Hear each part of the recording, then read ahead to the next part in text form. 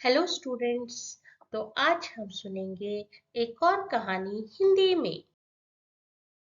आज की कहानी है चकमक और लीरा की अमर कहानी। नानी सुनाती थी एक बहुत पुरानी कहानी। आकाश में तब तक आकाशलोक था। वहां के राजा थे सूर्य शक्तिमान, बड़े ही गुस्सैल और अभिमानी। सूर्य का बेटा था भोर का तारा, बड़ा ही सुंदर। उसका नाम था जगतार। एक दिन उसने पिता से कहा, पिताजी, मैं अकेले घूमते घूमते तंग आ गया हूँ। मैं चाहता हूँ मेरा कोई साथी हो। असल में जगतार एक बार धरती पर आया था। वहां उसने आदिवासी कबीले की एक युवती मानकी को देखा। मानकी सीधी सादी थी, पर रूप ऐसा जैसे कोई सांवली परी हो। वह मानकी से प्यार करने लगा। मानकी भी उसे चाहती थी। जब कभी जगतार धरती पर आता, वह मानकी से खूब बातें करता। वह मानकी से विवाह करना चाहता था। सूर्य शक्तिमान को जगतार की बात सुनकर बड़ा क्रोध आया, पर बेटे की जिद देख वह मान गए। उन्होंने जगतार को मानकी से विवाह करने की अनुमति दे दी, लेकिन साथ ही यह भी कहा, एक शर्त है, इस लोक में आने से वह धरती पर फिर नहीं जा सकेगी। जगतार के कहने पर मानकी ने यह बात मान ली। जगतार और मानकी का विवाह हुआ तो दोनों का जीवन हंसी खुशी बीतने लगा। कुछ समय बाद उनके एक बेटा हुआ। जगतार और मानकी ने प्यार से उसका नाम रखा चकमक। नन्हा चकमक बहुत सुंदर और स्वस्थ था।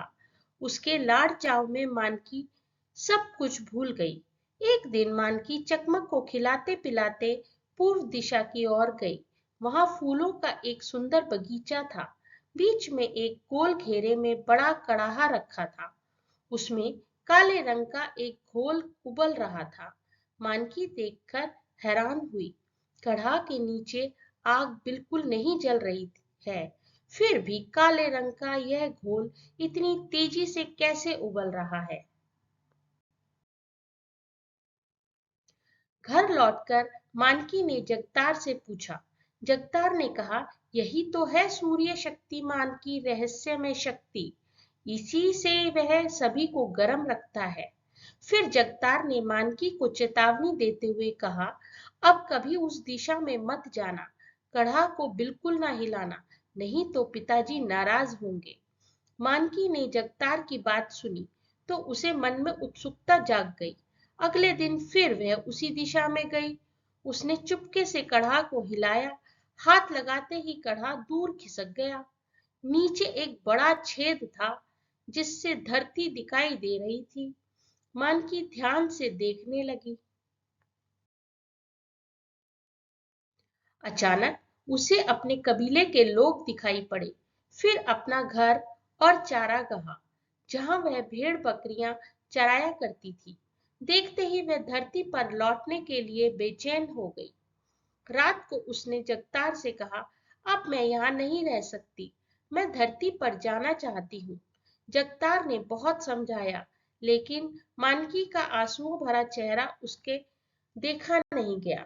आखिर सूर्य शक्तिमान के पास जाकर उसने कहा, मानकी वापस धरती पर जाना चाहती है। सुनते ही सूर्य का चेहरा तमतमा गया। गरज कर बोले, ठीक है, उसे धरती पर छोड़ आओ। यह भी बता दो, अब वह कभी इस लोक में नहीं आ पाएगी, कभी तुमसे नहीं मिल सकेगी। जगतार ने मानकी को यह बात बता दी। फिर भी मानकी अपनी जिद पर अड़ी रही। जगतार मानकी और चकमक को लेकर पूर्व दिशा की ओर चला। उसी बगीचे में आ गया। फिर उसने हाथ से कढ़ा को हटाया। नीचे छेद दिखाई पड़ा। दरअसल वह एक सुरंग थी, जहां से होकर सूर्यलोक से धरती पर जाया जा सकता था। सुरंग में भीषण आग धधक रही थी। फौरन जगतार ने एक थैले में से सुनहरी झिल्ली निकालकर उसे मानकी और चकमक के चारों ओर अच्छी तरह से लपेट दिया। बोला, अब आग तुम्हें नुकसान नहीं पहुंचा पाएगी। अलविदा मानकी, अलविदा चकमक। मानकी उस सुरंग से उतर पड़ी। जैसे जैसे वह बढ़ती जा रही थी, आग और प्रचंड हो रही थी। पर मानकी और चकमक का बाल बांका ना हुआ। वह सुरंग से बाहर आने वाले ही थे, तभी चकमक रोने लगा। वह झिल्ली से बाहर मुंह निकालने के लिए जिद कर रहा था। आखिर मानकी ने थोड़ी सी झिल्ली हटा दी।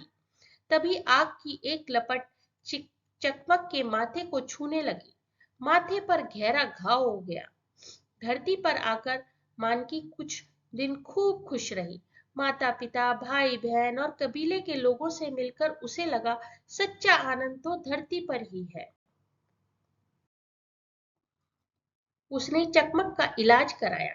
उसके माथे का घाव तो ठीक हो गया, लेकिन उस जगह एक बदसूरत सा निशान बन गया था। वह किसी तरह ठीक होने में नहीं आता था। मानकी इस बात से दुखी थी। पति से बिछुड़ने का भी पछतावा होने लगा था। लिहाजा मानकी बीमार रहने लगी। एक दिन चकमक को अकेला छोड़कर वह चल बसी। चकमक अनाथ हो गया, लेकिन उसे कबीले वालों का भरपूर स्नेह मिला। वह सभी का लाडला बन गया। दिन भर यहाँ वहां घूमता रहता। तीरंदाजी का उसे बेहद शौक था। हाथ में तीर कमान लिए कई बार सारे सारा दिन जंगल में तीर चलाने का अभ्यास करता। कुछ ही समय में उसने तीर चलाने में कमाल हासिल कर लिया। कबीले में तीरंदाजी का बेताज बादशाह बन गया। कितने ही संकटों में उसने कबीले वालों को बचाया था। एक दिन पूर्णिमा की रात को कबीले के लोग इकट्ठे हुए। हर बार की तरह चांदनी रात में मेला सा जुड़ गया। सबने अपने अपने करतब दिखाए। कोई संगीत का कमाल दिखाता था, तो कोई जादूगरी का। चकमक ने तीरंदाजी का कौशल दिखाया, तो सभी वाह वाह कर उठे। उस मेले में चकमक की निगाहें लीरा को ढूंढ रही थी। लीरा कबीले के मुखिया की लड़की थी, असाधारण रूपवती। चकमक उससे बेहद प्रेम करता था। लीरा एक ऊंचे टीले पर खड़ी तरह तरह के करतब देख रही थी। चकमक की तीरंदाजी का कमाल देख उसने खूब तालियां बजाई। कुछ देर बाद चकमक उसके पास गया। बोला, लीरा, मुझसे विवाह करोगी? सुनकर लीरा मुस्कुरा उठी। चकमक, तुम वीर हो। तुम्हारी वीरता की मैं प्रशंसा करती हूँ, लेकिन मैं तुमसे विवाह नहीं कर सकती। तुम्हारे माथे का बदसूरत दाग देखकर मेरा मन दुखी हो जाता है। लीरा की बात सुन चकमक सिर झुकाए वापस चला आया। दुख और अपमान के कारण उसका हृदय छलनी हो गया था। वह तमाम वैद्य हकीमों के पास गया, लेकिन कोई उसका इलाज न कर सका। अंत में किसी ने सुझाया, जाकर सूर्य शक्तिमान से ही कहो ना, वे तुम्हारे दादा हैं, जरूर कोई रास्ता निकालेंगे। बस चकमक ने सूर्यलोक जाने का निश्चय कर लिया। वह पूर्व दिशा में काले पहाड़ की ओर बढ़ चला। काला पहाड़ उबड़ खाबड़ था, सीधी चढ़ाई थी, दूर दूर तक सन्नाटा था। जगह जगह भयानक जंगली पशुओं से मुठभेड़ होती थी, लेकिन चकमक घबराया नहीं। वह आगे बढ़ता गया।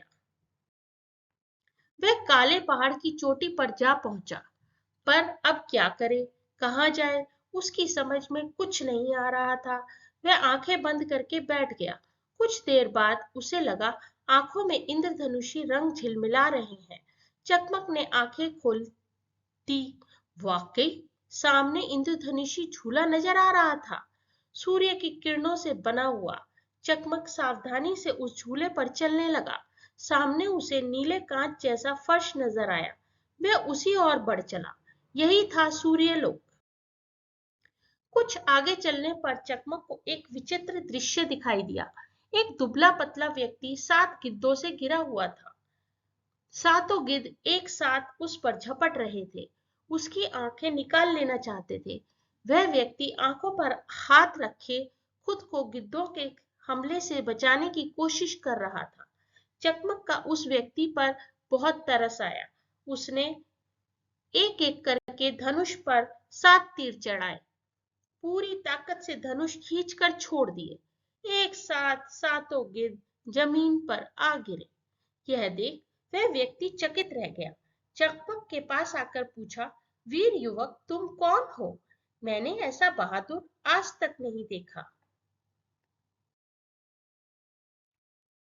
चकमक ने अपना नाम बताया तो वह खुशी से उछल पड़ा। बोला, तुम मेरे बेटे हो, मैं तुम्हारा पिता हूँ, जगतार। फिर जगतार चकमक को लेकर सूर्य शक्तिमान के पास गया। वे भी पोते को देखकर आनंद विभोर हो उठे। उन्होंने फौरन बड़े कड़हा में से काला घोल मंगवाकर चकमक के माथे पर लगाया। कुछ देर होठों से बुदबुदाते रहे। अचानक चकमक के चेहरे का बदसूरत निशान गायब हो गया। वह एक सुंदर युवक बन गया। फिर सूर्य शक्तिमान ने चकमक को एक बांसुरी और मोरपंख दिया। कहा, अब लीरा के पास जाओ। सूर्य के प्रताप से चकमक तुरंत लीरा के पास पहुंचा। वहां उसने सूर्य शक्तिमान की दी हुई बांसुरी निकाली और लीरा का नाम लेकर बजाने लगा। लीरा मुग्ध होकर सुन रही थी। उसका हृदय झूम उठा। कुछ देर बाद चकमक ने बांसुरी बजाना बंद किया तो लीरा बोली, अरे, तुम इतने सुंदर कैसे हो गए? यह मनमोहक बांसुरी कहाँ से लाए? मुझे मेरी गलती के लिए माफ कर दो चकमक, मैं तुम्ही से विवाह करूंगी। फौरन चकमक ने अपनी जेब से मोरपंख निकाला, उसे पहले अपने फिर लीरा के माथे से छुआया। सहसा दोनों हवा में ऊपर उठने लगे। सूर्यलोक में जा पहुंचे। वहां धूमधाम से उनका विवाह हुआ। कई दिनों तक दावत चलती रही। सूर्य शक्तिमान ने उन्हें एक रियायत दी। वे जब चाहते धरती पर आ जाते, जब चाहते सूर्यलोक में पहुंच जाते। सूर्य ने जो व्यवहार मानकी के साथ किया था, चकमक के साथ नहीं करना चाहते थे। चकमक और लीरा की कहानी अमर हो गई। आज भी कबीले के लोग मस्ती से बाजे पर गा गा कर इसे सुनाते हैं। आशा है आपको कहानी पसंद आई होगी। ऐसी और बहुत सी कहानियों को जानने के लिए, समझने के लिए चैनल को लाइक करना, सब्सक्राइब करना और दोस्तों में शेयर करना ना भूलें। धन्यवाद।